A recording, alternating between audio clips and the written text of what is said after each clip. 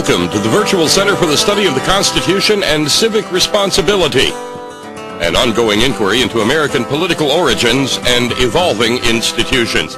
The Executive Director of the Virtual Center is Dr. Bill O'Brien. He's also your host for this ongoing conversation. Here he is now, Dr. Bill O'Brien. Welcome to the Virtual Center for the Study of the U.S. Constitution and Civic Responsibility on this Wednesday. It is hard to believe, the 20th day of August in the year 2014, and we are two-thirds of the way through the month of August, which means a week from Monday is Labor Day, and everybody knows Labor Day is kind of the end, the titular end, if you will, of what we call summer, and it's hard to believe that the time moves so very, very quickly, but indeed it does. It is a pleasure to be with you today. I've got a number of things I'd like to share with you today, but first I want to welcome those of you who are listening, and I want to encourage those of you out there who are listening to feel comfortable and by all means, if you are so inclined, please feel free to pick up the phone and participate actively in a program. We would love to hear from you. Our phone number is area code 304-574-8178. That's 304-574-8178. My email address, if you'd like to communicate directly with me one-on-one via email, I would love to hear from you, and I'll do the best I can to respond to your questions as honestly as I can. If you have suggestions on future programs or on issues, links, if you will, that you think I ought to look at for future programming, I promise you that I will do that. My email address is waobrien906 @gmail.com. That's waobrien, 906 @gmail.com. Again, the phone number, 304-574-8178. We would love to hear from you, and I use the word we very advisedly. Not just me, but those others who have tuned in and are listening to our program. First of all, I got a little bit that I'd like to say about yesterday, since we've been together, since we were together on Monday, and I'd actually like to pick up not too far into today's program with a little bit of the theme that we were looking at on Monday before we continue. I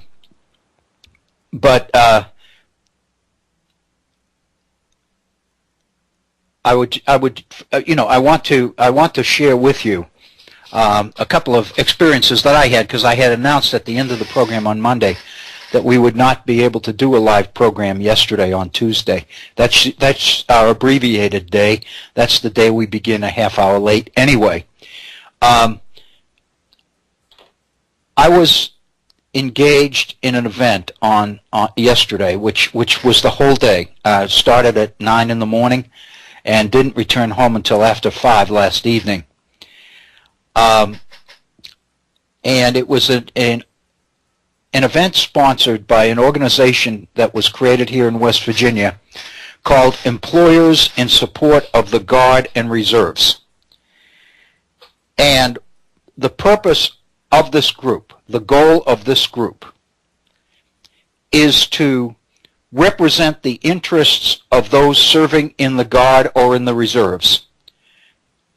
All branches, not just the Army Reserve or the Air Force Reserve or anything like that, but every branch of the armed forces, to try to bring employers more directly into the process.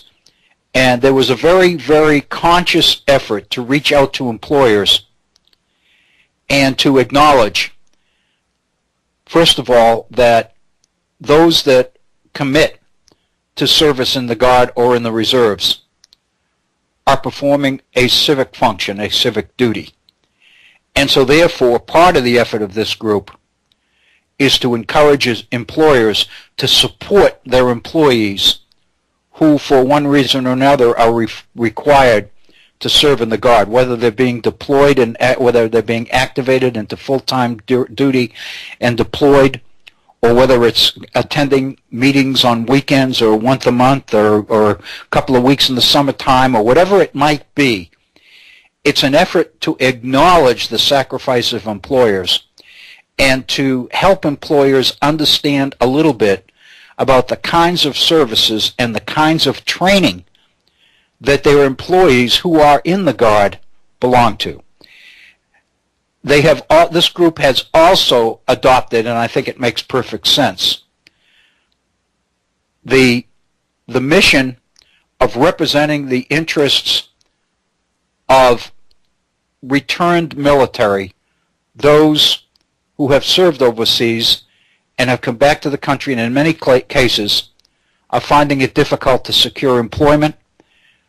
Many of them are, as it turns out, as we know, end up homeless.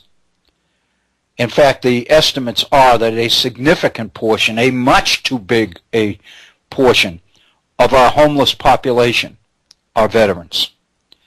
And this group has taken as part of its mission an effort to try to represent and lobby for and become advocates for this group as well. It's really difficult to not be enthusiastic about what this group is trying to do. And consequently, what they are doing is working with employers and trying to introduce employers to the whole process of the training, the kinds of training that guardsmen and reservists go through, because in more cases than we would like to admit, members of the Guard and Reserve are first responders. As you know, for example, the Guard has been deployed in Ferguson, Missouri, to try to quell the disturbances and the violence, the civil disturbance that has been going on in the suburbs of St. Louis now for several days. So it's very, very difficult to argue against the significance and the very positive aspect of this whole program. Anyway, this is the group that sponsored my day yesterday. And as a member of the Rotary Club here, our Rotary Club members were given an opportunity to spend the entire day looking at the kinds of training facilities and opportunities that our guardsmen and reservists are being exposed to. And so we began the day at 9 in the morning with a bus trip to a local armory here in southern West Virginia that's been open since 2005. It's a relatively new facility, and it was built as part of an effort to consolidate and National Guard and Reserve offices from around this part of the region into one large facility. And so consequently, not only is it an armory for the Guard and Reserve, but the building also serves as the processing center for new recruits into all branches of the military in this region. It serves not only West Virginia, but serves Ohio, Pennsylvania, Virginia, Maryland, etc. So it's a very, very substantial facility, and it has a fairly substantial service area that it covers. And so in the morning, and again, there was a bus full of us. There must have been 50 to 60 attendees. We were taken to the armory, and we were given a tour. First of all, we were shown a video and exposed to the idea of what a new recruit in the military, in the armed forces, no matter what branch, goes through. The medical tests, the physicals, the aptitude tests, the various standardized tests that applicants for the military have to go through, some of the criteria, the requirement that they must be high school graduates. For example, one of the things we learned that most of us didn't know is that the military no longer is accepting GED recipients for service in the military full-time, but is restricting that opportunity to only high school graduates. Many of us didn't realize that. And anyway, we toured the facility, and they were pointing out that because the facility combines not only National Guard and reservists from the state, but also the federal armed forces in this processing center, which is called MEPS, which is Military Entrance Processing Center, that handles recruits to all branches of the armed forces. Because it has both a federal component and a state component, therefore the state by itself doesn't have to support the building and the maintenance of the facility, but it taps into federal funding as well. And for financial purposes, that was important in its construction. Anyway, we were given that tour in the morning, and then we were put back on the bus, members of the local Rotary Club, plus the board of our local Chamber of Commerce. So the combination of the two groups was there. And then we were taken back to one of the finest restaurants we have here in Beckley and given an absolutely wonderful lunch, along with a presentation on the group called Employers for Support of the Guard and Reserve. We were given its history, its mission, its objectives, the kinds of things it does, why it's necessary, etc., while we were finishing up lunch. Then we got back on the buses, and we drove up the West Virginia Turnpike towards the state capital, Charleston. This actually was the highlight of the day. If I was honest, I'd say lunch was the highlight of the day, but I'm not going to say that. But the afternoon program was really the highlight of the day. The West Virginia Turnpike, which was one of the first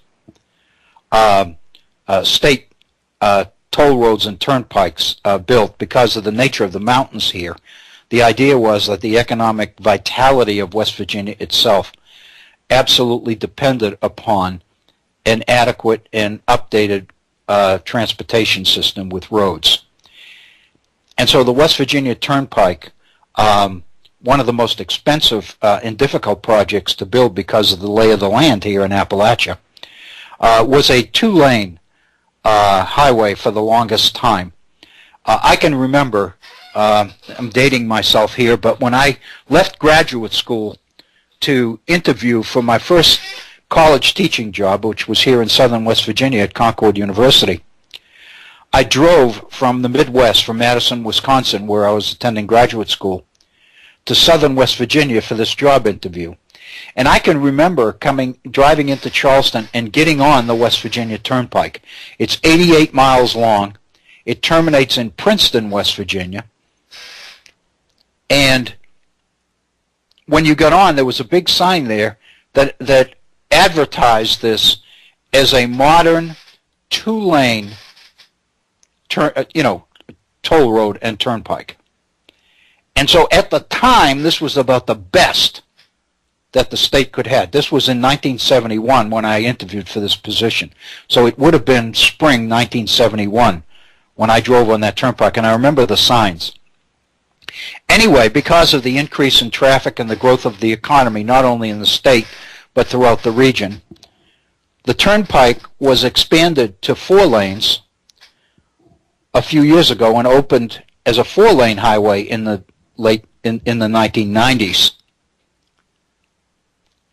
And as a result, because again of the lay of the land, the turnpike was moved from the original one.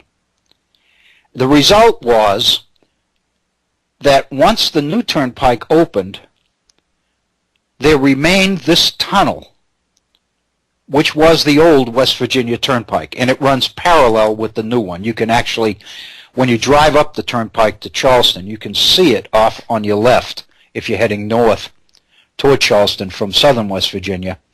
And it's called the Memorial Tunnel, and you can see the entrance to the tunnel and the sign over it about a quarter of a mile off the turnpike. And what obviously happened is that the new turnpike was moved about a quarter of a mile from the old one. Consequently, this tunnel was left right through the mountains, was left there. And this is the story that we were given yesterday. The Adjutant General of the West Virginia National Guard, who has since retired, his name is General Tackett, went to the Pentagon in the late 90s and appeared before the Department of Defense and made the case that this tunnel could be used as a training facility for first responders. And from what the presentation that we were given yesterday, General Tackett was given the Defense Department's thanks, but no thanks. In other words, there was really very, very little interest in this kind of a project in the late 90s. And then along came 9/11. And no sooner did 9/11 happen and the Twin Towers fell, and responders from all over the country were volunteering to come and help the cleanup for the Twin Towers, that the Defense Department put through a call to General Tackett and asked if he would be willing to come back to Washington and make the same presentation on the idea of using the tunnel as a training facility for first responders. In other words, 9/11 changed everything. And the result was that the Memorial Tunnel here in West Virginia, about 2/3 of the way between Beckley and Charleston, has been converted into a training facility for first responders. And our afternoon yesterday was to be given a tour of that training facility. And of course, many of the members, especially the Rotarians, who have been living in this region and are, advanced in age, many of them are retired. Many of them remember driving on the old West Virginia Turnpike. Yesterday, we were walking on it. And it goes a little bit more than a half mile into the mountain. And when you walk along it, you realize that it wasn't that long ago when trailer trucks were coming both ways on this very land that we were, on this very highway that we were walking on. And we walked through the tunnel, and in the tunnel was station after station after station of training opportunities for first responders. And it was incredibly impressive. And when I left there, I was both impressed and saddened. I was impressed with the fact that there is a facility like this. I was saddened by the fact that we live in a world where it becomes necessary for young men and women to devote hundreds and thousands of hours to training in order to prepare themselves to deal with the way people treat other people in this world. And, it really is kind of sad. But the facility itself is incredible. And that sponsored the day, I believe, to be credited. That's one of the reasons why I wanted to share with the audience here at the Virtual Center. I wanted to celebrate the work that this group is doing and trying to do, and the reason for it. Obviously, some of what's in the tunnel is classified. All of the people that toured were required to submit their name a month in advance because each of us had to pass a background check. Obviously, there's serious concern as to who tours the facility. There are obviously security considerations. But the fact of the matter is there are training facilities within the facility to train firemen, policemen, first responders, guardsmen, reservists, and yes, special forces as well. And it's just an incredible experience. And the group is doing the best it can to advertise its mission and to make the citizens of this region aware of the kinds of things that government is doing. One of the issues that we talked about on the bus coming back in the afternoon, which I thought it was a very significant one, was given the lay of the land for the fall elections this fall. If there is a major change in the control at the federal level, and if people obsessed with reducing deficits and moving towards balanced budgets are able to secure complete control of government and try to return power and influence to the states, there's no way that individual states can undertake and support this kind of training. This is the kind of thing that government must do.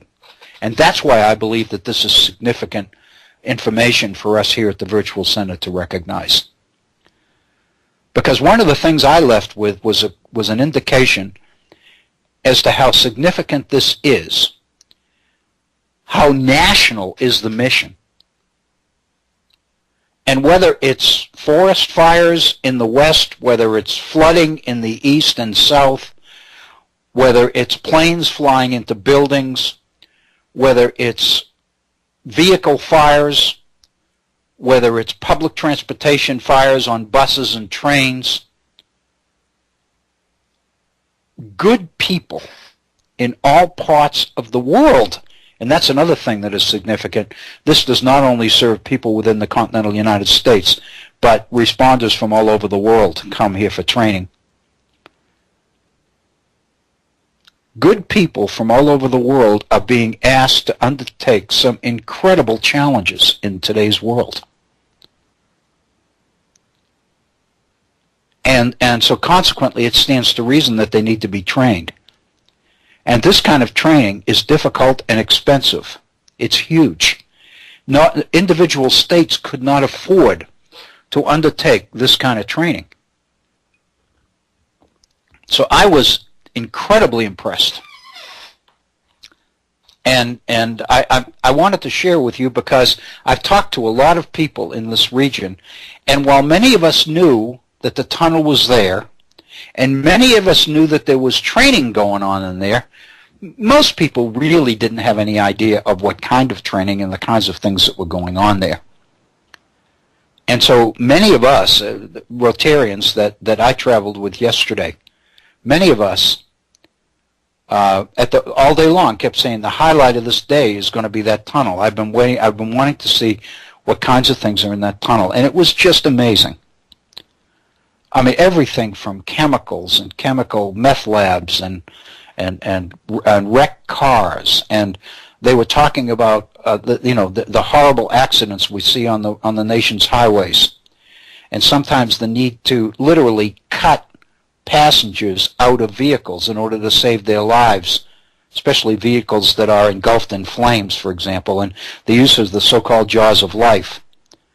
And they had vehicles there to train people in how to do this and what to be careful of, and the threats of gasoline and the threats of explosions and the threats of electrocution, because many, especially the more modern vehicles, the newest vehicles, are obviously have electronic connections, and there's always the danger of electrocution on the part of the responders, and all of these things. I mean, it's just amazing. And so you kind of shake your head, and I mean, many of us on the bus agreed driving back. If we were in our 30s and 40s again, we'd be volunteering to help out in whatever ways we could. One of the things we did agree on is that we would do the best we could to spread the word and to support our young people, men and women alike, who are called for this kind of training and to perform this kind of service. Because I think, again, we live in a world, unfortunately, where, and it's not just a world that must deal with the challenges of natural disasters. Unfortunately, we're dealing with the challenges of man-made disasters as well. And if you turn on the news any day, you know what I'm talking about, from the environment to the transportation of dangerous chemicals, to the issue of the movement of very, very dangerous weapons, nuclear weapons, atomic weapons, nuclear power issues, all of these things. It seems to me that what we're seeing is the beginning, not the end, of a monumental national and international effort to train and equip people in our societies to deal with some of these realities. And I think, again, we have to do everything we can to support those who are engaged in this effort, because it's really difficult. For me, it was a very, very moving day and a very, very impressive and enjoyable one. I made up my mind on, especially after I toured the tunnel yesterday, that I would take a portion of our time together today and at least share with you some of the things. I'll be honest with you, I was really proud of Southern West Virginia. And I said, people take us so much for granted in so many ways. But not only have we become the home of the Boy Scouts of America, their Jamboree site is 15 miles north of Beckley here in southern West Virginia.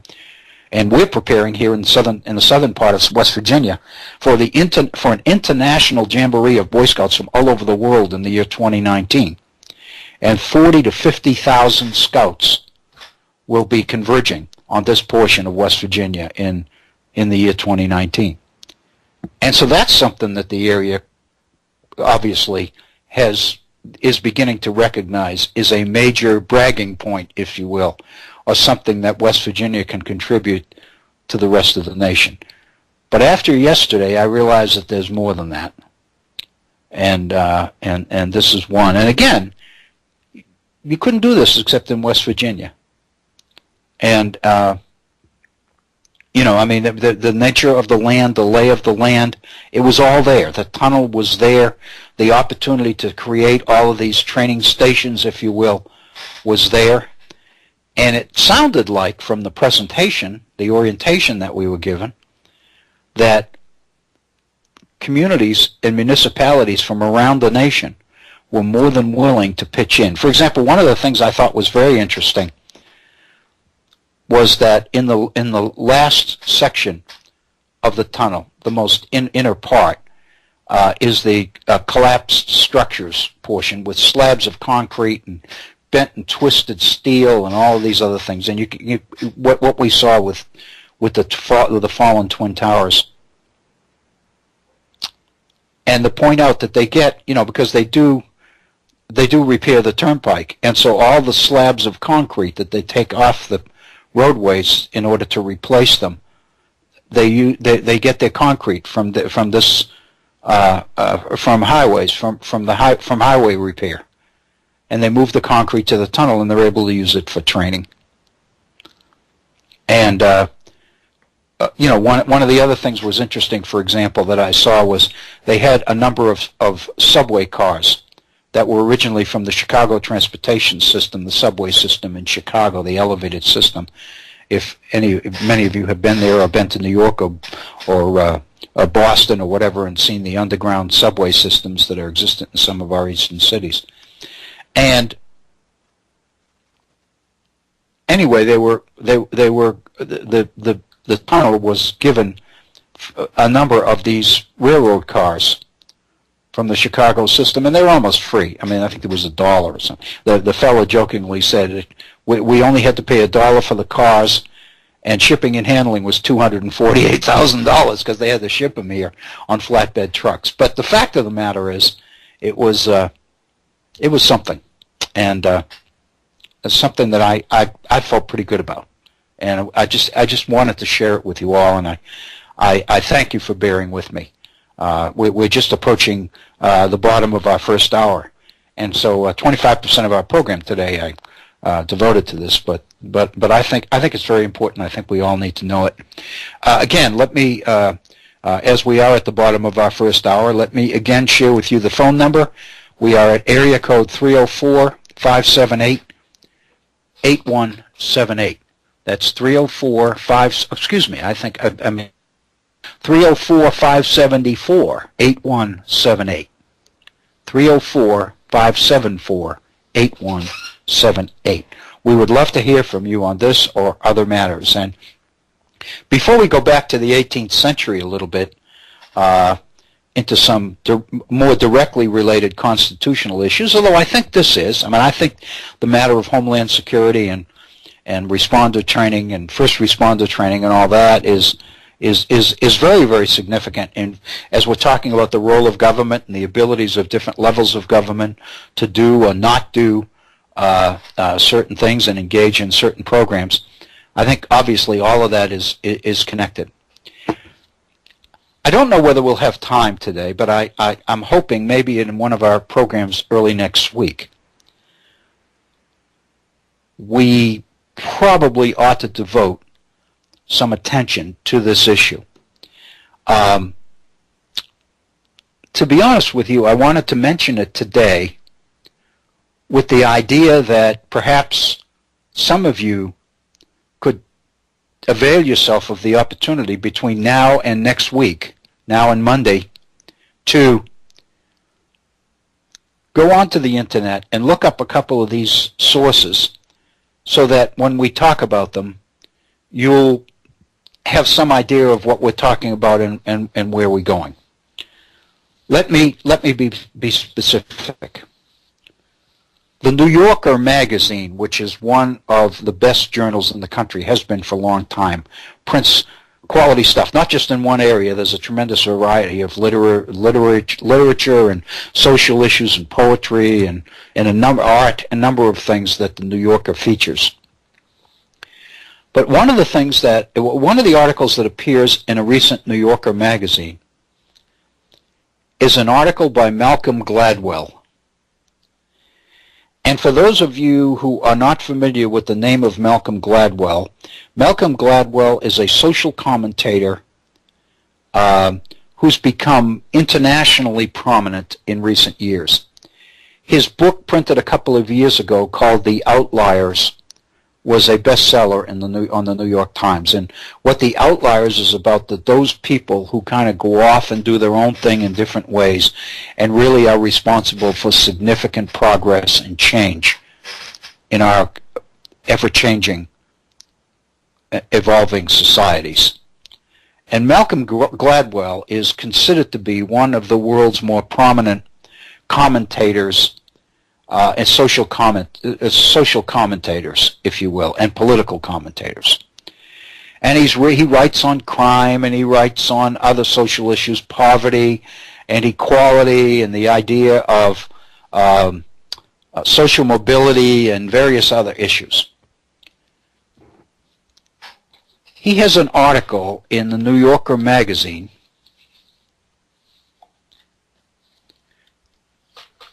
and I'm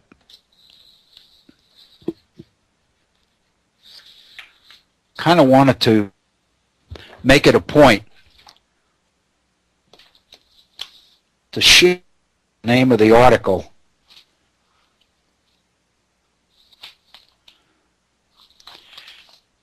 Anyway, it is a comment.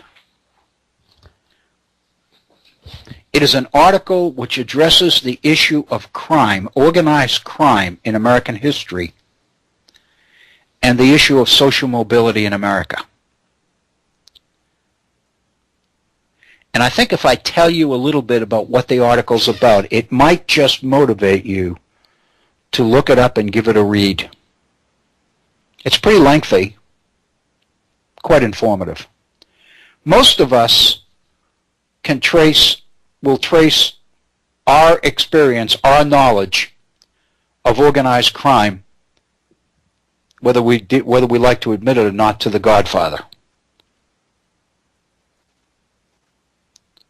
To the series that became the movies, the best-selling book about organized crime, the whole idea of the crime families, and all of that. What Gladwell does is devote a review to two contemporary books.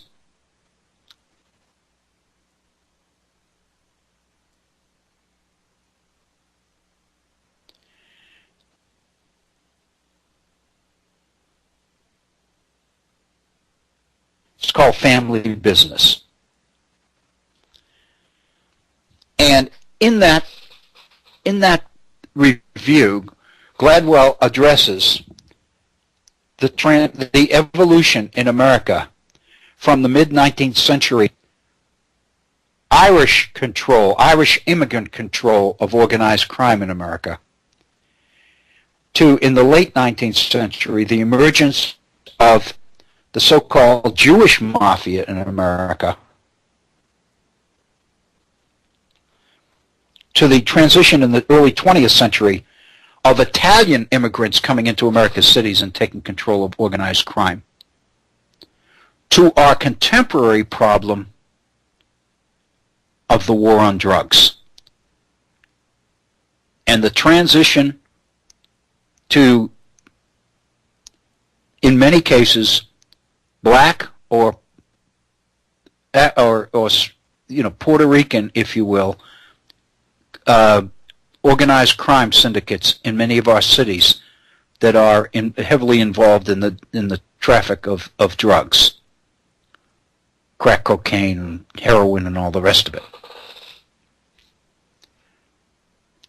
And what Gladwell's article seeks to do is point out something very, very significant, and that's why I think the article is well worth a read. Gladwell points out that if you look at American history when organized crime in America was controlled by the Irish, or when it was controlled by the Jewish, or whether it was controlled by Italian immigrant interests, the fact of the matter is, for those that were not connected, if you will, into the idea of access to the ladder of success in America, social mobility, organized crime became the way that many inner city immigrant groups were able to make it in American society, to move up socially and economically and become legitimate, whether it was in areas of the arts, areas of education, or business. Many of them were very entrepreneurial, and they became very successful and very reputable. And what the book called Family Business does is study an organized crime family in America, and how through intermarriage and all this stuff, very similar to the Corleones in The Godfather, a whole structure of intermarried families developed.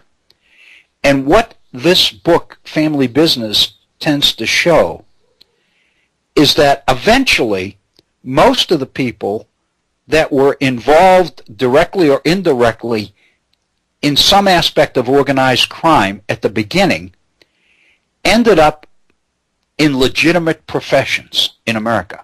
Many of them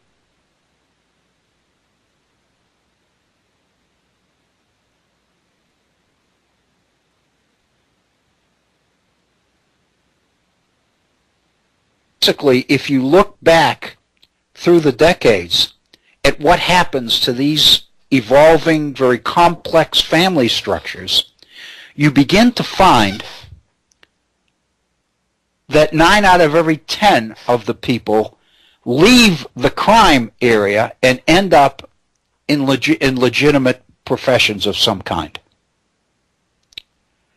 In other words, if you look back historically at the whole process, you begin to realize that organized crime actually became, for many people, a rung on the ladder for social mobility in America. It became their ticket, kind of like what athletics does. You know, access, whether it's baseball, basketball, football, or whatever, professional athletes. For many of them, professional athletics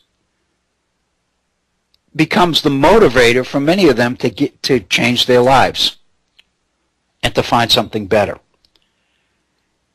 And what Gladwell points out in his review of Family Business is that historically organized crime in America has served that purpose in what he calls the crooked ladder of social mobility, the crooked ladder of success. It's a ladder upward, but it's not necessarily straight. It actually begins in the area of crime. So he calls it the crooked ladder. It worked for the Irish, it worked for Jews, it worked for Italians. But then he switches to a second book, which is a recent study on organized crime in the city of Philadelphia. It's done by a sociologist, a woman whose name is Goffman, I believe. And she shows in detail the evolution of the so-called war against drugs as it is being played out in a major American city in the late 20th and early 21st century, as it affects young blacks and young inner city Hispanics. And what Gladwell points out, if you look at her study, is that we are witnessing a major change between the way America has traditionally viewed organized crime as opposed to the way we are currently looking at organized crime among inner city blacks and Hispanics. And the result is that earlier, whether it was Irish, Italians, Jews, didn't matter. One of the things that was a common feature of the way societies and police forces and the rest of it dealt with organized crime was to look the other way, to accept payoffs and bribes and to kind of wink at what was going on and all of these things and let the situation play itself out. But in America, the war on drugs today has created incredible social pressure and community pressure on police and FBI and drug forces, anti-drug forces, to come down hard on those involved in organized drugs. And the result is that a larger portion of young blacks and Hispanics than ever in our history, in our inner cities, has been incarcerated. There is a proportionally very few inner city black males do not have a police record.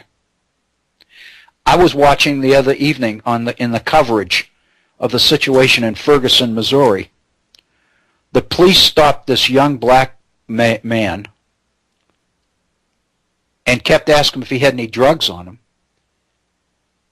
And he said, and this was what he told the reporter, he said, I've never been arrested for anything in my life. I don't have a record. I've never used drugs in my life. And what becomes clear is that the police couldn't believe that there was a male living in the inner city in Ferguson who was not involved directly or indirectly in crime. And so there are, and Goffman in her study points out that law enforcement has used cameras, video cameras, and various other means, new technology, to get the names and move in and arrest young people for use as well as distribution of drugs. And the result is a higher and higher percentage of inner city blacks and Hispanics are in the system. They've got records. They've been arrested for something. And they have a record.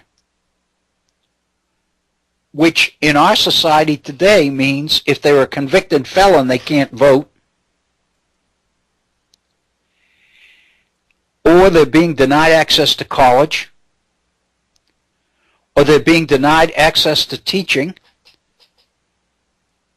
because nobody is willing to let people with a record near children.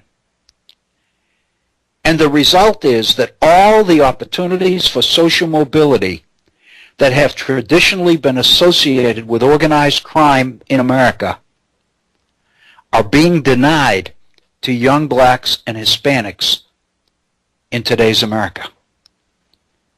And consequently, the crooked ladder has ceased of social mobility in America, has ceased to exist for this particular group of inner city young people. And America is paying the price.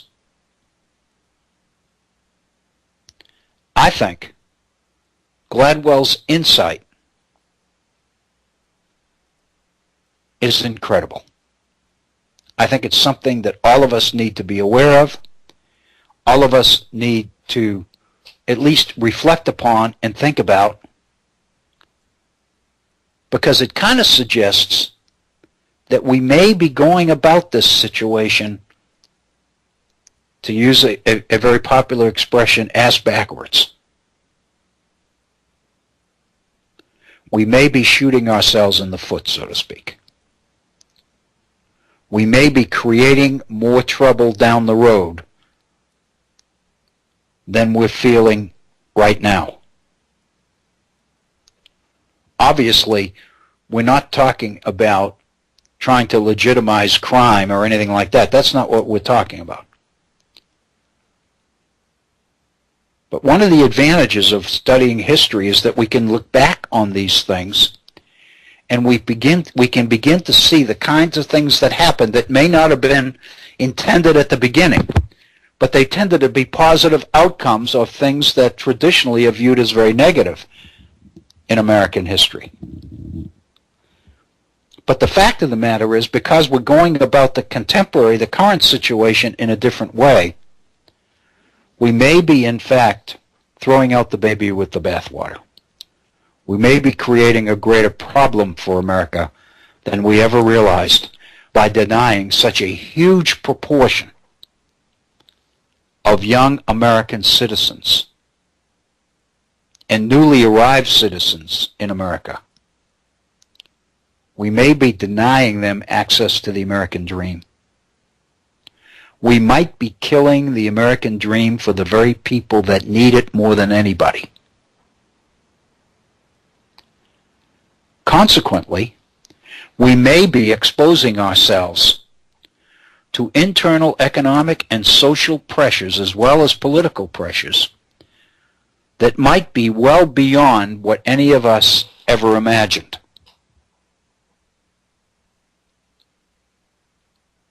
If you've listened to some of the interviews of residents in Ferguson, Missouri over the last 4 or 5 days, you've begun to hear that the killing of that young resident, Michael Brown,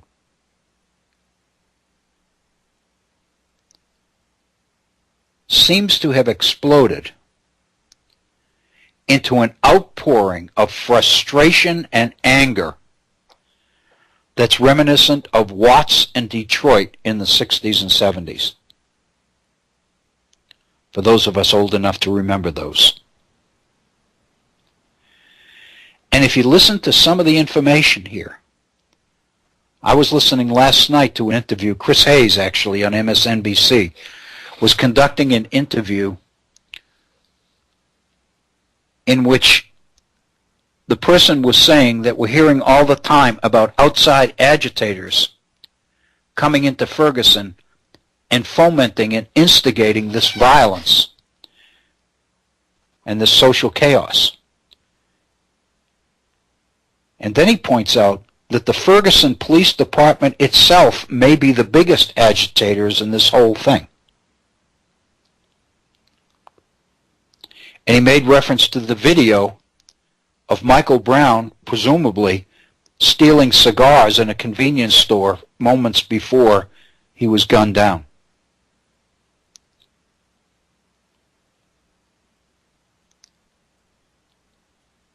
The implications of this are incredible. Is stealing cigars adequate to justify shooting down young citizens? What are we doing? Where are we coming from? And so this person being interviewed was arguing that the police response to this may be the biggest agitation of all. But what's becoming clear through all of this is that much of the inner city frustration and anger and all of these other things, emotions, associated with inner city life in inner city America today, is being articulated, is ending up on the table as a result of this Michael Brown killing.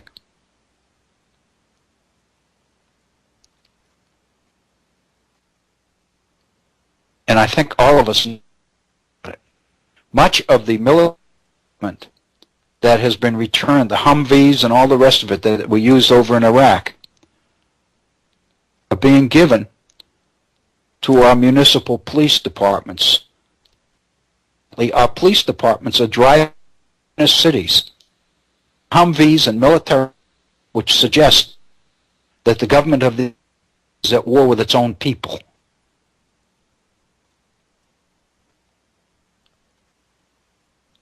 And it could be that what this is doing is fomenting mainstream to dig in its heels and become even more adamant in its determination to crack down on it.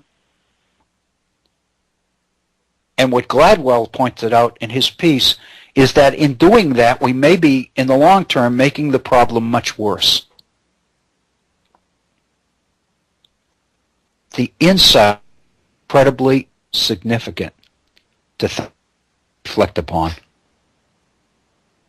And I'd like all of us to, if we can, over the next 4 or 5 days before we get back together again, to spend some time looking at this and kind of make up your mind. If you feel very strongly about this and you have something to contribute, by all means, pick up a call on the first of the week, 304-574-8178, and let all of us hear your point of view about this, because I think this is so significant. It's probably going to still be going on when we get back together again the first of next week.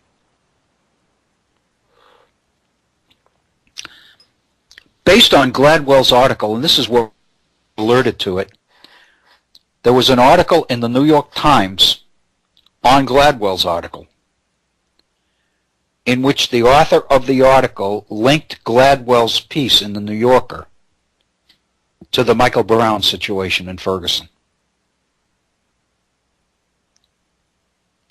And that connection drove me to read the Gladwell piece. I'm very, very,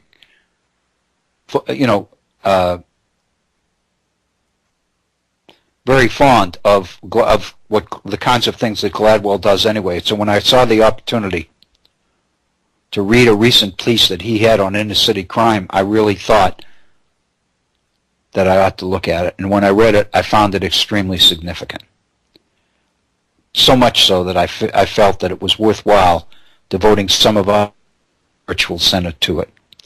What we are talking about here is the preservation of order and democracy in our society, and the role of government in it,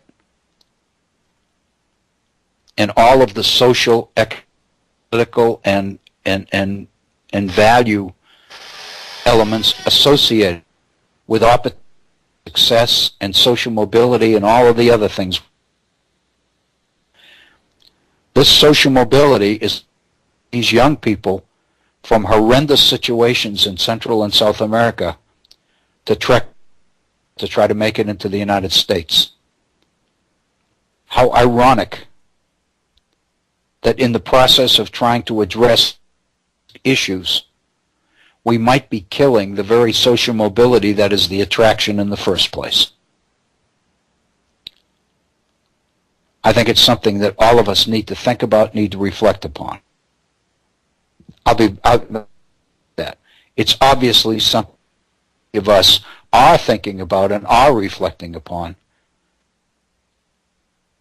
Because, very honestly, the kinds of people that tune in and participate on the Head On Radio Network and here at the Virtual Center are people that are already interested, not people that need to be motivated to become interested. Basically, I'm preaching to a certain degree, and what I'm saying is Malcolm Gladwell has a very insightful piece in the New Yorker on an issue that probably is very, very important to you as a concerned, informed citizen. I wanted to alert you to it and kind of give you what's in it. Hope that summary would make it a little bit easier for you to read it and kind of focus in on what's significant. I think there are 2 or 3 paragraphs in the article that are concluding paragraphs, if you will, on some of the data that's available.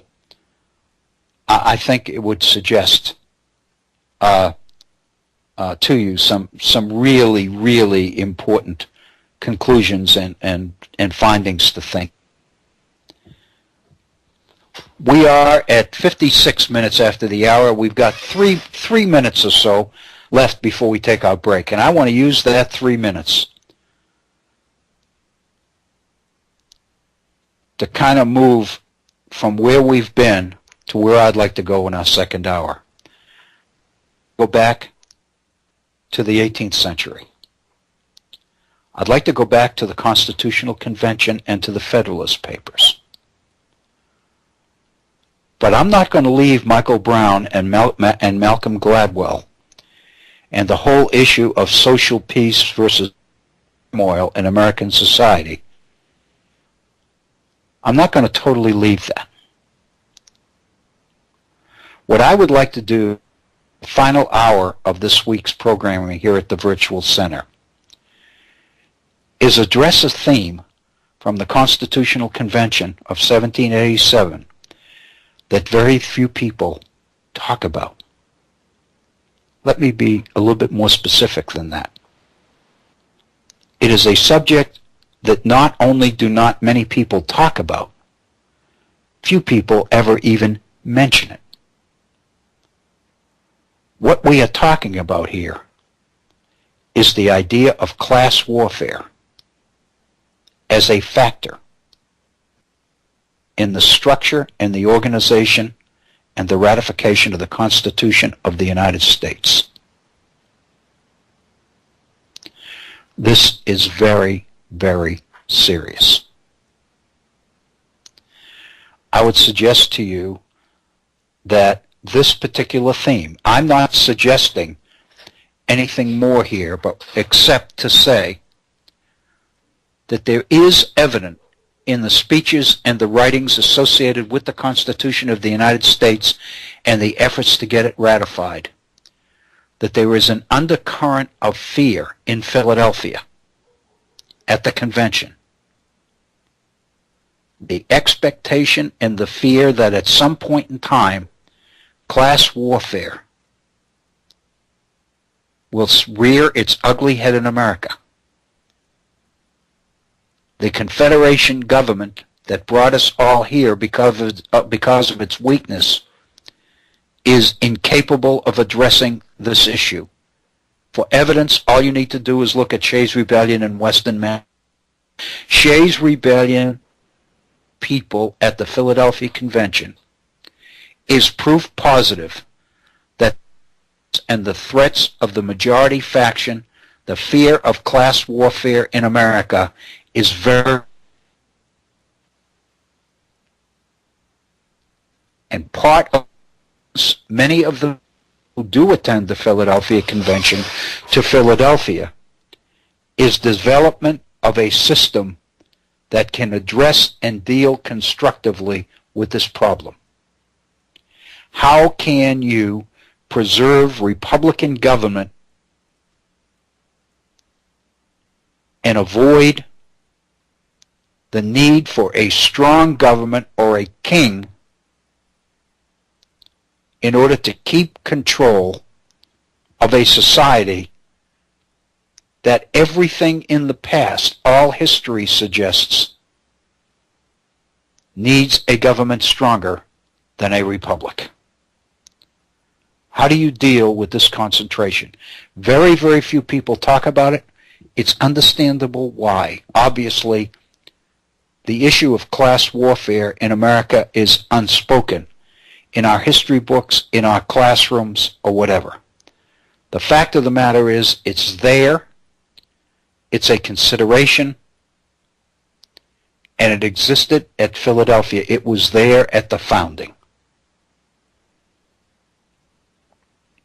So I'd like to take our final hour today, our second hour, and I'd like to deal with this issue by looking at James Madison and Alexander Hamilton, John Adams, and John Dickinson, and I'm thinking of Representative Williamson from North Carolina. I'm kind of stuck for his first name.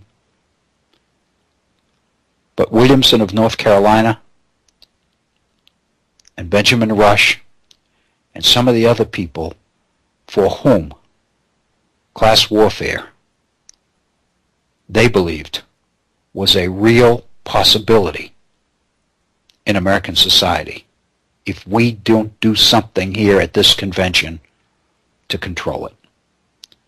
You are listening to the Virtual Center for the Study of the U.S. Constitution and Civic Responsibility. And we're going to take a 5-minute break, and then we'll be right back with our second hour. Please stay with us. We'll be right back. We now return to the Virtual Center for the Study of the Constitution and Civic Responsibility with your host, Dr. Bill O'Brien, joined by our good friend, Horst. Hey, Dr. Bill. Hey, Horst. Bob, thank you. And Horst, welcome. Hi, Bob. Bill. Bob. How are you? How are you? Pretty good. Pretty good. How are you doing? I'm doing pretty well. It's kind of the middle of the night where you are, I believe. Yeah, it is. I was trying to find an opportune moment to jump in there. Oh, please do. Please do. Well, there was. I really didn't want to interrupt what you were talking about earlier. It was all very good material. Go ahead, please. Well, yeah, actually. I guess what got me going was I was listening. I usually listen to the show on podcast, so I was catching up with the last night from the Monday broadcast, and you were right. Well, you raised so many things that I wanted to talk about. I mean, it was all such a very fertile area for conversation. I thought, particularly what got me going was just the idea of the whole dichotomy of the one's self-interest versus your sense of higher ideals, that kind of thing, like what guides a person to and there's just so much, it's that by itself is almost an endless ground for possibility. And of course it's associated with that because these people believe that certain people are able to are able to go along with the higher ideals, whereas other people are not. And finding out how you separate those people is really interesting. Because it's tied up with that whole idea of deference that we were talking about on Monday. Oh, I know. Yeah, it's when you get into the details of it, it's amazing how many facets like that there are to it. The concept of deference didn't even enter into it to me. And then you also mentioned the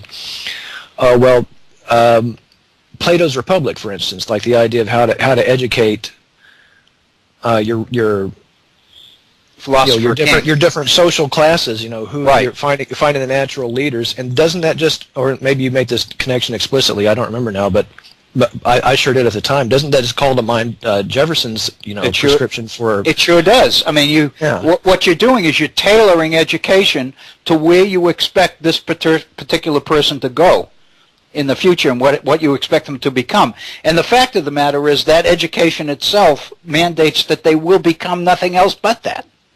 Yeah, well, I mean, it's deterministic, in its outcome. It's highly deterministic, but it also does, there's a role in the very beginning, at least, of some sense of, do a chance to distinguish yourself. If you do it by the age of like maybe 7 or 8 years old, I guess you might have a shot at climbing up socially, but otherwise not really so much. Right. Yeah, and again, it's very similar to the whole. I mean, again, like one of the very oldest questions that persist with us in Western civilization, I guess, is the whole nature versus nurture thing, or at least since the time of Darwin. I don't know if it was much on their mind at the time of the founding, but you know, like how great a role experience plays versus just what innate qualities you're born with. That's I don't have a grasp on like what kind of sense of that whole situation they had. Jefferson has a wonderful statement in a letter to his friend Carr, William Carr, I believe his name was. It was in 1787, because at that time Jefferson was in France, and he has a statement in there about the fact that virtue is like any of the other attributes, that you can improve it by exercising it. Just like you do the limbs, you know, you can exercise your arms, you can exercise your body, you can also exercise your virtues, and it's very similar to Franklin's idea in his autobiography, where he lays out the list of the 13 virtues, and he says basically, I'm gonna practice one of these at a time, and I'm gonna basically change my whole being as a result of this. And you know, and that's Jefferson's idea. That Jefferson says it would be naive to believe that the Creator would put man into society and not kind of internal inclinations to interact positively with those around, which man is a animal, and those kinds need to be developed and need to be promoted and honed, and it's just a beautiful statement. It's tied in with what this, whether in fact you're born with it, or whether you can create for it, and you can. And I think that's, you know, and I've always been struck by that particular statement with Jefferson, because it me that he's wrestling with that issue, and I think it's a very important one to wrestle with. Yeah, well, it made me wonder. I wonder what Jefferson would make of, like, say, a more like our modern educational level. Just in general, like the first one thing that leaps out to me is like, what was the literacy rate, you know, at that time? I don't know really about the rate. I've seen subject. The thinking was that proportionally more Americans, especially in the North, and that's part of it, is religious, could read, because religion was such, you know, Scripture was such an important part of their lives, and so they learned to read. But the fact of the between learning to read words and being able to understand and comprehend the full implications of what you're reading. Right. And well, yeah, critical thinking, I guess, but yeah, and that kind of, you know, that's not there, but it is there in, you know, when Plato talks about educating the philosopher king, talking about educating projected leaders to lead. And it seems to me what in America is we've taken on the responsibility of educating all people, giving all people the opportunity to at least have a chance to the condition that Plato was talking about, just for the few. And I think that's an incredible mission. But so far we haven't done all that well in achieving it. But I still think it's one worthy of pursuing, because I really think that's what potentially makes America the nation that it is that potential. That we have the potential of taking people that in any other society in the world or any other nation in the history would never have the opportunity to be exposed to that kind of learning. And now we've got the technology available that makes it possible to transmit that learning to people that never could be exposed to it before. And you know, anyway, I really think it's incredible. I'm sorry, I'm having trouble with my with hearing your end of the conversation. I'm not sure. Oh, you really are. Am I coming through? I'm hearing you great. I'm hearing you fine. Okay, well, it may be something on this end. Then I was having trouble streaming the program earlier too. So there were so little if cutouts I'm not and if stuff. I'm I not didn't quite catch if, everything you said there. I'm sorry. if I'm not coming through, why don't you talk? You know, and I've got I'm assuming that this equipment I've got with me works, but I'm hearing you great. Okay, well that's something anyway. Yeah. I don't know what I should do. Yeah, because it's gotten pretty severe. I'm hearing about maybe 1/5 of what. Oh, I'm saying you can't conduct you can't conduct a conversation that way. I agree. Yeah, it's pretty tough. Well, you know, the issue.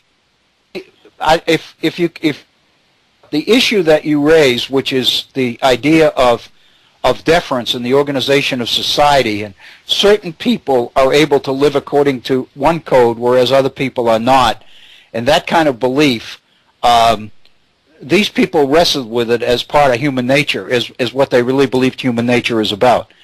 That's kind of where I really want to go in the next couple of programs. Right.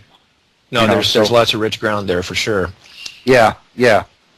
But you know, I today, you know, today's program, and you're referring to Mondays pretty much, but what? Yeah. Yeah, what I've been talking about today, Horst, is there's an article in the New Yorker magazine by Malcolm Gladwell. Yeah. On social mobility. I was listening along. Okay, I'm familiar with Gladwell. I've read his Outliers book. I really enjoyed that one a lot. I haven't read his articles, but I have like what his kind of his thrust is, and I like the way he's a good thinker. You know, he really is. It's very deep stuff. And anyway, he's got an article in the New Yorker about social mobility in America historically, and he points out the extent to which organized crime in America has been a way toward mobility for people that couldn't gain access to opportunity in America any other way, and that the way we're conducting the war on drugs today against blacks and Hispanics is killing that opportunity for them, whereas it was available to the Irish and to the Italians and to the Jews, who were very instrumental in organized crime, and in those cases, crime eventually became very legitimate enterprise for the vast majority of these people and their children. But we're making that impossible for inner city blacks and Hispanics today because of the way we're prosecuting the war on drugs. It's an article because he's really raising the question. We are efforts to kill crime in America, especially drugs, that we are literally destroying the opportunities for social mobility in America for the people that need it most. I mean, good Lord, God, that's just an incredible issue to raise. So I don't know if you've been able to hear me on this or not, but not much, unfortunately. I did look up the article over the break though, so at least I have that, and I'll read that by next week. We'll do it. Well, Horst, I'm sorry. I'm glad to know that he's so active with articles too. I didn't know that. But feel right now to feel free to say whatever you might want to say, whether in fact you can hear me or not. People hear me all the time, but they don't get a chance to hear me. Well, okay, I guess I can take a stab at that. I have the chat window up and nothing else. If you need to tell me to shut up for a second, go to it. I will not. I promise you, I will not do that. We can see if that works out or not. Yeah. It's really, and the problem is, like, much of what I want to discuss with you are direct questions I wanted to put to you, because the thing is with history, like you hear stories related about how things happen, and you automatically start projecting your own experience onto it, and your own set of your own connotations, and you forget, or it's very seductive. You can forget to. That many of your assumptions are just completely, irrelevant, especially when you go back a couple hundred years. One of the things that struck me about, I guess, the time of the founding, the 1700s, and the way they're discussing, well, okay, where to begin?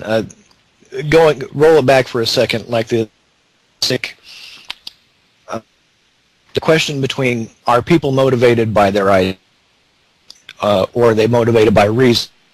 Yes. The Locke view versus Hume, I suppose. Right. Okay. So this is a raging discussion back then. One of the things a couple of things that I wondered about is, like, on average, how stable was human temperament and nature and personality and character back then? I mean, on average, if you're like in one of the privileged classes, or if you're in the educated elite, but I mean, what if you're just an ordinary person? And I know that Jefferson, from his boyhood, had a lot of exposure to not just people in his, I guess. Yes. From what I gather, but the discussion between Locke and Hume, it sounds like both of them kind of discard or I don't know. It's hard to say without reading them directly, but the impression I get is that they don't really consider the effect of experience on one's beliefs and temperaments. It's more like you either start out this way or you start out that way, and this is your guiding life, and they're arguing from extremes, if not arguing directly with each other. But one thing that occurred to me was that I was thinking about my own in the late 1700s, 17th, 18th century. In a sense, they're almost closer to the time of Shakespeare than they are to our time. Mm-hmm. And if you think about, like, how much more volatile human society and development is in the last 100 years as opposed to the 300 years that preceded that, what I started thinking of was how I had like one of my literature books that explained, like, the temperament and the psyche of the average person in Shakespeare's time, like the people that went to see the plays. They say, you know, your lifespan is shorter. On average, you know, if you survive childhood, you still don't have a long time. That's right. You do everything faster. So, and emotionally, you're much more volatile. They say these people are much more prone to laughing, to crying, to turning on a dime emotionally, and you know, in all kinds of ways. So there's a whole lot of, you know, there's not much stability, and I guess, like, maybe the educational and higher philosophy of the time kind of was, they're looking for guiding lights, like something that can you know, pull me out of this, like give me some stability, like where do I need to chart a course towards something, right? So I can see that, and in the, you know, in the days at the age of the Enlightenment, you know, you have a schism where their guiding light was religion before, and it's interesting that Jonathan Edwards and how he invoked Francis Hutcheson, you know, to promote his own ideas, which are very, you know, moralistic and dogmatic. But you see kind of a parting of the ways there. Like, you have on the one, you have the, for lack of a better word, the deistic impulse, I guess, like the Franklins, the Washingtons, the ones that see the divine order in the universe, but not necessarily an interventionist kind of attitude from a bearded man in the sky kind of a sense of God, like not like that. So there's a real parting of the ways there. But I'm just wondering, like, if lifetimes were shorter, or if characters were so much more unstable. I don't know if this is really making sense. I'm not having a very... You really are. I don't get. The only thing I worry about is whether, in fact, you could hear my response. Well, I can't hear you, so I hope I'm not talking over you. Okay. Okay. Go. Sorry. Yeah. This is an interesting experiment in radio. This is a this is the original one-way conversation. It's, you know. Anyway. Yeah. It'll be on the podcast or whatever. But yeah. Let's see. To try to bring that to some kind of a point. I got this idea. I mean, what you were discussing reminded me of like when I was just entering the university system myself. You know, like I gave you a false impression from our other conversations. I am not an engineer. What happened was I started out as an engineering student, and I was at that time it was very much a self. I'm going to do this because this is where the freedom is and all that kind of thing, and I didn't really question that until I got some exposure to a couple of teachers that really opened my horizons and made me think, wow, think of all the things I'm missing out on. I've had my head stuck in math and science and everything for the last 5 years practically, And because we have a mandatory, you've got to take at least a token number of classes, in some liberal arts before you can proceed to your serious studies. That was enough to kind of stamp me out of that, and it really engaged my idealistic nature. That changed the entire course the rest of my life. From that point, I got into English literature, and from there I got into. So my background is I'm a teacher. I've been teaching in Taiwan for over since I've been here, 12, 13 years, whatever it's been. So I've been an English teacher, but not that I exactly set out to do that, but that's just what I do. I'm not an engineer, so I'm sorry if I gave you that impression. Oh, that's okay. But but I mean, that changed the course of my life. It was a huge, for at that time of my life, 18, 19, 20 years old, my ideals were the most important things, and everything was a matter of it had just ultimate importance. Like, what do you do? This has got to count. And it's not about just surviving and securing the future for your offspring or whatever. I mean, that was not, and I'm sure that's a very privileged position to be coming at things too, and my parents tried to make me aware of that, but I wasn't having it at the time because I really felt very idealistically guided toward what I wanted to do, and I wanted to a completely different thing. So, but what I'm saying is, like, at that time, is completely in the thrall of this. Of a very non-realistic, non-practical, set of principles that I more or less just got imparted to me at the opportune moment from a charismatic or two figure. Mm-hmm. And it got me thinking, well, here's James Madison. He had exposure to the Scottish Enlightenment concept from the age of 12 to 17, and then on to he went to Princeton, right? Yes, Princeton. And Witherspoon's. I mean, like, that has got to be an enormous influence. I mean, I think that would outweigh. Well, if he was I'll go for it. I'll sit back for a minute and see if I can hear anything. See if you can hear. I was just going to comment on that. One of the things that I picked up in my reading over the last couple of days, when he was 80 years old, Madison wrote an autobiography, and in that autobiography, he devoted more than a fifth of it to his years at Princeton as being the highlight of his life. And to me, that's very significant, because that's when he was being exposed to all the things, positive portions of his life. Felt that his years at Princeton were the highlight, important part of his life. And I think that's very important, because that's what you're saying right now. And I don't know how much of what I said you can hear, but what you are saying, Horst, about your personal experience is very similar to Madison's, because Madison believed that this period of idealism and his period of belief and his idea that he could really accomplish changes in the world that really affected the quality of people's lives was, for him, the most moving period, the most important period in his life. And I think that for somebody in their 80 years old to look back on the last 80 years of their life and basically say that 3 or 4 or 5 year period was the most important period in my life, I think it's incredible. So I don't know how much of that you could hear, but I really think it's important. I'll have to go back and listen to it. I had two major drops with Skype while you were talking about it. Oh, I'm sorry. Actually, kind of sounds clear. Hopefully.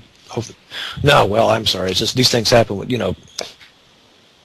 Hey, listen, this is technology. We're lucky to be able to talk this way at all. Exactly right. Yeah. Well, it got us this far. Well, again, what I was saying is Madison, in his autobiography, which he writes as an old man, mm-hmm. he devotes more than a fifth of his total autobiography to his years at Princeton. And he says basically that these were the most important 3 years of his life.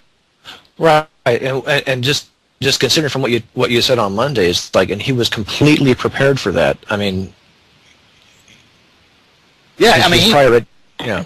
his education was geared towards that, And then when he experienced Witherspoon, there's an essay by Douglas Adair on James Madison that is not read that often, and it's just an incredible treatment of his years at Princeton.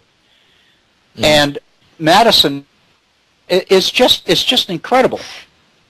Horst, when he went to Princeton, he completed the 4-year program in just a little bit more than 2 years. Right, wow. He got his BS 2 years after he went there. And then he made the decision to stay there for postgraduate work because he wanted to stay and work, continue to study with John Witherspoon. And he stayed there for an extra year of postgraduate before he returned to Virginia. So, and then Adair makes the point that if you read Madison's letters right after he leaves Princeton and goes back to Montpelier, they're almost pathetic because he is so sad and he is so lost because his life seems to have lost all meaning in Princeton. And, you know, and I can think when I was in graduate school, it was during the anti-war protests, the Vietnam thing. Yeah. I knew people that when they graduated from college or graduate school, they couldn't leave the area. They were so, I mean, it was just, they had become so much a part of the lifestyle of the university campus that they were afraid to leave it. And they're still there as 70-year-olds. They're still banging around on a university campus, you know. and I just I mean, and I can understand it because what Douglas Adair is pointing out is Madison felt the same thing. When he got back, he was in constant communication with 2 or 3 of his closest friends at Princeton, and he was absolutely distraught. His life was meaningless. It had no purpose. I mean, he was saying, going to go, what do I do now? Who do I talk to? Everybody I could talk to about the things that I really care about, I'm no longer with. What do I do now? Right. And it's incredible. And it sounds to me like you had a similar experience in college. Well, yeah, I guess so. Well, and sure, if I wasn't, I mean, before I moved to Taiwan, I hung around in my university town too, and I never really moved on to a, well, I can't say really never. I mean, like I only hung around for a few years, but the time I was there, yeah, I was still very much in that environment because it was, you know, wherever you happen to be when you discover that spark of you know, learning or you have the like-minded people that you can have these conversations with, and also that's right. My faculty was of overwhelming importance to me. I remember you and Bob were having a discussion a few weeks ago, and Bob said that his approach to when he spent his university years is kind of like it was like a smorgasbord of Western civilization and higher learning for him. Yeah. And he went from one subject to the next. What I tended to do instead is, like, when I found a professor that I really liked, I took every class that you know, eventually that he offered, and I got to know my teachers, you know, a handful, like 4 or 5 of them, really well. Yes. And that was kind of how I treated it, because like I found someone who could speak and deliver it to me in a certain way, and that's what tended to attract me, and that's what I got pulled into. That was one of my early emails to you. I'd sent you that the whole reason I have a history and an interest in the history of this time particularly is because it actually comes from my classics study. I didn't have a clear mentor until like my senior year. My teacher was a guy, Professor Rufus Fears, and he taught a class that tied the legacy of classical ancient Greek and Roman notions of liberty and freedom, and tied that into the founding days, and that was my capstone. Great. So I learned a good deal there, and that created just a lifelong interest for me. But this is just one of those things. You find a teacher that is imbued with some sense of meaning and purpose that can tie these ancient and you know, not so ancient concepts and make it relevant in the present. And that if you get that at the right time of your life, it can stick with you forever. That's right. And I see that. I mean, as I'm reading Madison now, I see that. I mean, I see, and he wanted to stay around, and because he basically just wanted to hang on to John Witherspoon as long as he could, because John Witherspoon was fulfilling needs that he had at that time, and they were creating. Witherspoon was creating a path and a direction for his whole life, and there was no way in the world he was going to walk away from it. And I think that's incredibly exciting, because people who have experienced that, you say, never lose it, never forget it. And I'll be very honest with you. I'll be very honest with you.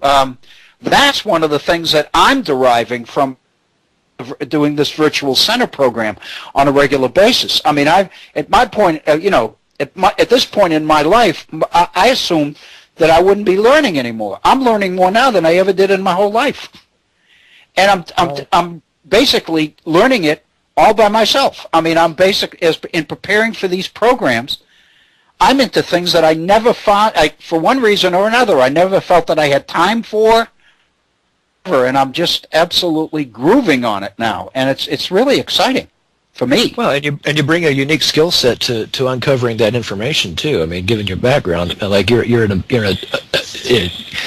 and I could set about to educate ourselves in the same subject, and in a week, I bet you would gather like probably 100 times more relevant data than I would. I wouldn't even know where to begin. Oh no, I on the contrary, because I think it all begins with questions, and you have hundreds of questions. I mean, that's really what it's about, is question, is being able to see.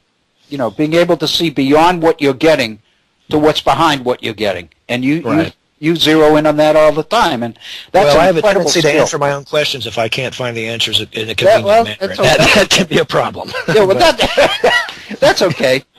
I think everybody does that to a certain degree, but I think it's fabulous. But the interesting thing that you point out, and I'm kind of giving away a couple of programs in the future, but when you talk about experience and the fact that whether people learn from their experience, learn from their environment, or whether the major thing is what they're born with, their genetic makeup and all of these things,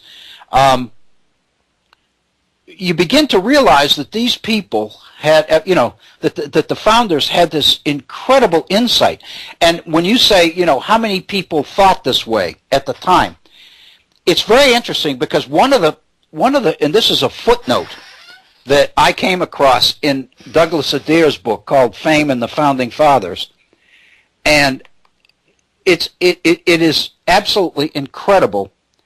But I'm very familiar with this guy, William Pierce, who was one of the delegates from the state of Georgia at the Constitutional Convention. He wrote biographical sketches of all of the delegates at the convention, and historians have been using this for years, because he basically laid it out and said, I can't stand this guy, person, but anyway, one of the things he does that Adair points out is that he, in his character sketches of the delegates at the convention, he consistently focused on those that he said had what was a complete classical education. And he pointed out that these people were particularly well qualified for the role that they were playing at the convention of American Solons and Lycurguses. And of course, from the ancients, if you go back to Solon, the first lawgiver, right? Yeah, the first lawgiver, and to Lycurgus, and who compiled all the laws, then basically what he said is these people, there were certain of these people that had a kind of a background where they knew what they were involved in. And he names them.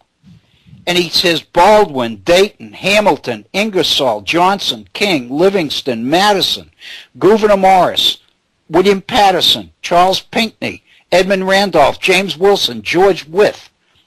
I mean, there were certain people at the convention that Pierce said, you really have to listen to these guys when they speak, because they know what the hell they're talking about, Right. And it's just fabulous. And I've read Pierce's notes on all of the delegates of the convention, and none of that stuff ever meant anything to me before. But now it's beginning to, because what these people are after and what they believe, and I know what Madison believes, and this is the strength of, I think, the Scottish Enlightenment. These people believed that there was a science of human nature, that they really believed that if they went back through history, that the thing people in all times had in common, that you could basically collect the data and you could gain an understanding of human nature that never changed. Once you did that, then they set up a government based on that, and it would be the ideal government. They believed that there was a science in nature, and that they, in their group, to find out what that was, and what is the use of history going all over classics. And they believed that. If his defense, in his defense of American governments, his 3-volume thing written in 1780 before the Philadelphia Convention, John Adams believed that if you go back and look at the history of republics throughout the past, and he, dozens of them, he believes if you collect all this data and you organize it in the proper way and analyze it, that you can pull out the relevant information and you can actually begin to understand and get a handle on the very nature of human nature, the very essence of human nature, and what makes people tick. And his point is, once you do that, it never changes. And they believe that. And I think that's... But anyway, Horst, I think we lost Horst again.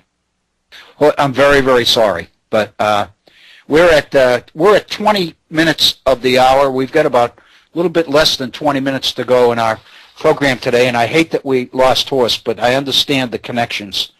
But I know that we'll hear from Horst again. He's got an incredible bit to offer all of us here. I love hearing from him. I love to get his, and I marvel at the technology that makes it possible for us to hear him on the other side of the world. So we've had a few technical difficulties today with Skype, and for the first time since I've been here, it doesn't seem to be on his. But anyway, it's something to do with the Skype connection that we have, and remember, we're going halfway around the world, so that we would run into problems is I think something that all of us.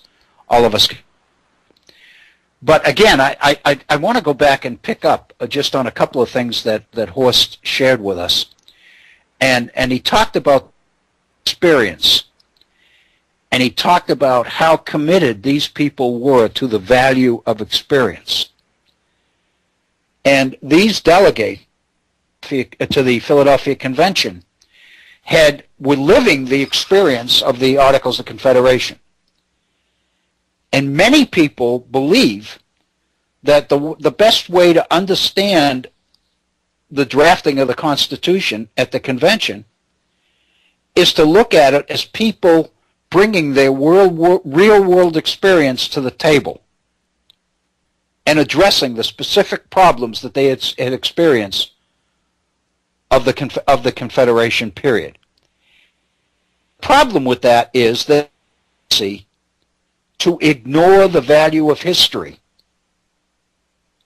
in that. In other words, you're basically saying you take, for instance, the things that you've actually learned through experience, and you give them a priority. And you take the kind of learning going all the way back into the classics and the past, and you tend to discard it. And there are many people, and I wanted to share, with you an example of the. And I'm in Adair's book, Douglas Adair's book called "Fame and the Founding Fathers." He writes an essay on experience as being our only guide in relationship to the founders. And he quotes a historian, Robert Livingston Schuyler, who wrote a book in 1923 called The Constitution of the United States, a historical survey of its formation. It's a history of the writing of the Constitution. And in that history, Schuyler makes the following point about experience. He says the fathers, those who drafted the Constitution, the fathers were practical men. They lived at a time when a decent respect for the properties of political discussion, of political discussion, required at least occasional reference to Locke and Montesquieu. But such excursions into political philosophy as were made are to be regarded rather as purple patches than as integral parts of the proceedings. In other words, these trips back into history to the Montesquieus and the Lockes were the exception rather than the rule at the Philadelphia Convention, says Schuyler. The scholarly Madison had gone extensively into the subject of Greek federalism, but it was his experience in public life and his wide knowledge of the conditions of his day, not his classical lucubrations, that bore fruit at Philadelphia. The debate did not proceed along the theoretical. John Dickinson expressed the prevailing point of view in the convention. Experience must guide. Reason may mislead us. And that's a quote from Robert Livingston Schuyler in his book, The Constitution of the United States, an Historical Survey of its Formation. Adair points this out to show that there were a number of people, a number of historians who believed that what really drove the founders, the framers, at the Philadelphia Convention was not history, what they had learned by reading the history of the past. Rather, it was the real-life experiences that all of them were having living under the Articles of Confederation.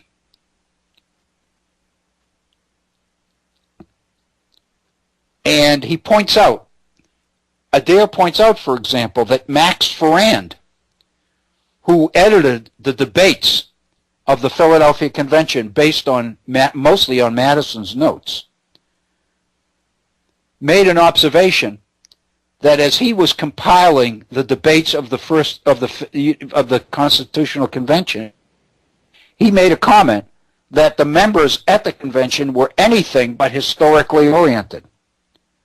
Almost all of them, Ferrand noted, had served in the Continental Congress and had tried to govern under an impotent Articles of Confederation. There's little of importance in the Constitution, Ferrand felt, that didn't arise from the effort to correct specific defects of the Confederation. And then Adair cites the Robert Scott to enforce that. The point is, and this is the point of Adair's piece, and this is what I wanted to share with you in the closing moments of our program today, in fact, of our week together. We're at 48 minutes after the hour now. Adair points out that if you go back to Madison's notes of the convention, and you go specifically to that statement of Dickinson, that experience must be our only guide, reason may mislead us, Adair points out that if you go on August 13th, when he said that at the Philadelphia Convention, Dickinson went on and elaborated further on what he meant by that. And it's clear to Adair that Dickinson had more in mind when he used the word experience than Schuyler infers in his quotation, or more than Ferrand implied when he said that the most part were not historically. Dickinson of the idea of experience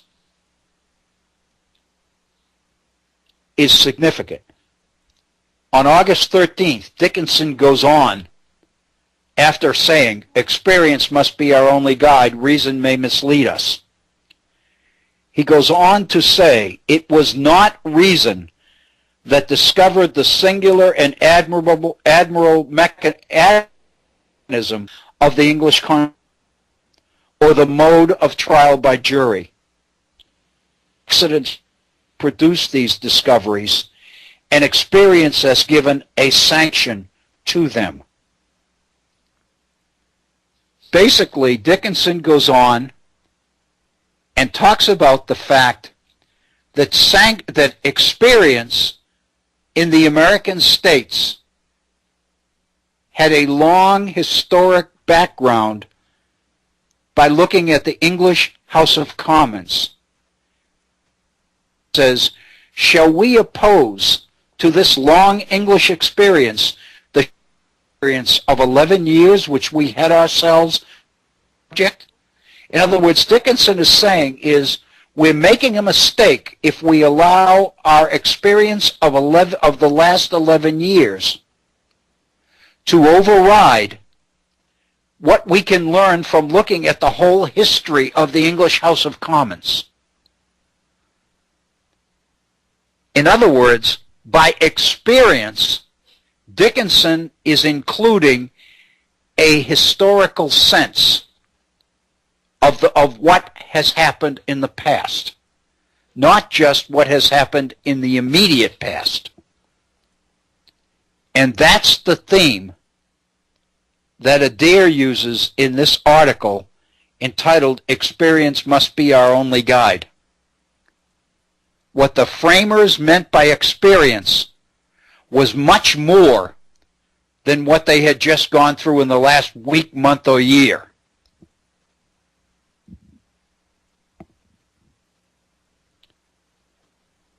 Adair goes through Ferrand's 4-volume records of the Constitutional Convention and cites references to the use of experience on the part of the delegates. And what he begins to find out that there was a much broader and deeper meaning to their sense of experience than Schuyler or Ferrand were willing to concede. On the 7th of September, Franklin made reference to, he said, experience showed. On June 4th, Mason said experience, the best of all tests. Hamilton's speech on June 18th, theory is in this case fully confirmed by experience. Madison, June 28th, experience, that instinctive monitor. Butler, June 22nd, we have no way of judging of mankind but by experience. Look at the history of Great Britain. So what Adair is pointing out is that to the framers, the idea of relying on experience, letting experience be your guide, was not limited to the experience of the previous month, this year, or the previous 11 years, because remember, the Federation was drafted by a committee that was appointed in 1776, and here we are in 1787. So it's been 11 years since the Articles of Confederation was created. But what they are talking about is the historical sense, going back to Greece and Rome, the history of Britain, the history of Republican government in Britain, the history of the monarchy, the history of the House of Commons, going back into the 17th century English Revolution, the so-called Glorious Revolution Locke wrote about. So basically, what Adair is suggesting that the experience that these people relied on was the experience of his appreciation of the past. But once you accept this, confronted with the fact that many of the delegates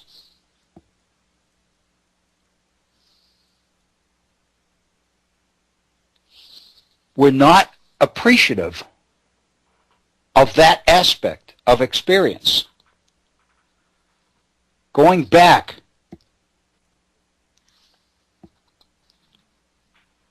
graphical sketches of William Pierce, his sketches of the delegates at the convention.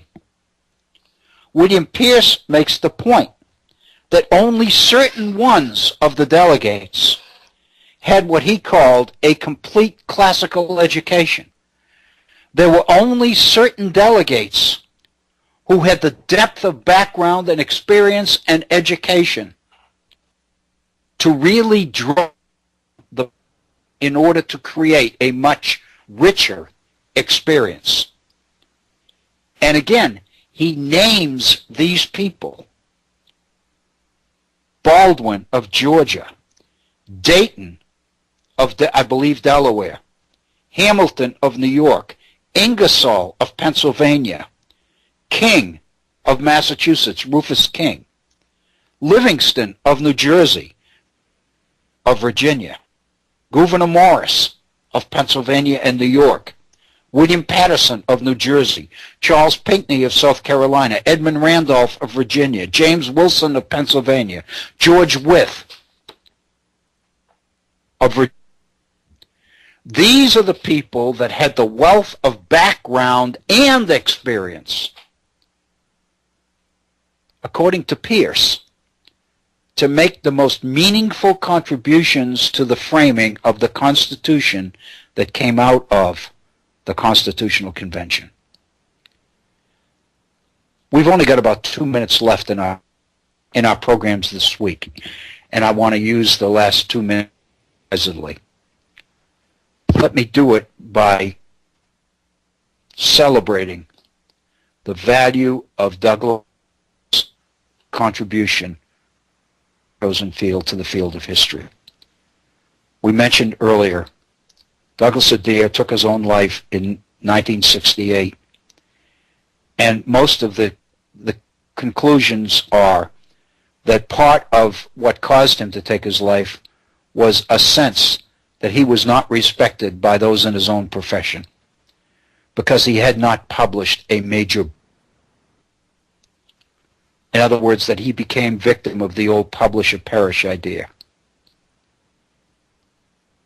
Instead, what he was doing was writing these incredibly profound, insightful, substantive articles, many of which are collected in this collection of books, essays by Douglas Adair, collected by Trevor Coburn.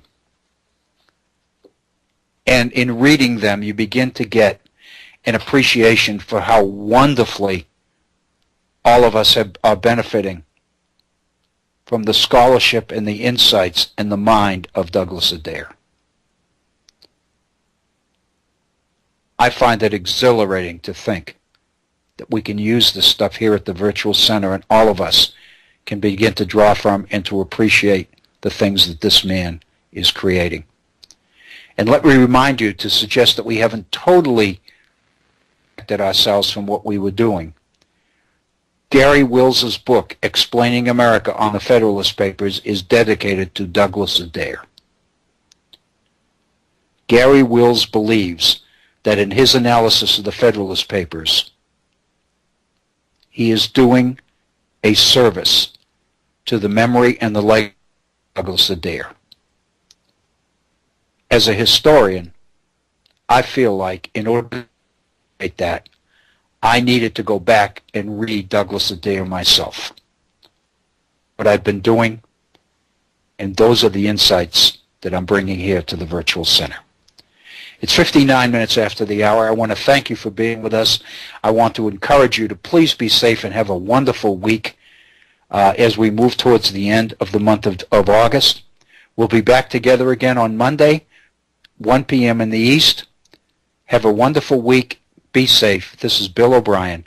Thank you so very much.